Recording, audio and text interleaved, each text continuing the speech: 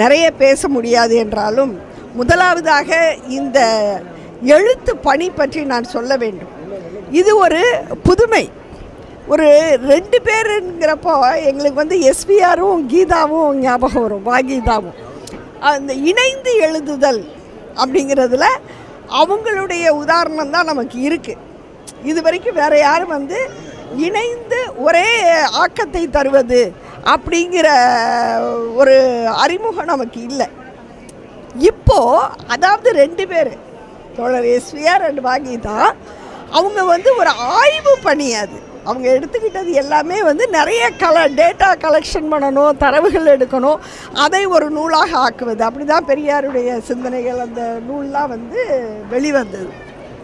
ஆனால் இது ஒரு கைண்ட் ஆஃப் லிட்ரரி ஒர்க்ஸ், அதாவது இலக்கியம் சார்ந்த பணிகள். கதை எழுதுறது, இந்த கட்டுரைகள் கூட ஒரு அனுபவ தொகுப்பாக தான் வந்துட்டுருக்கு.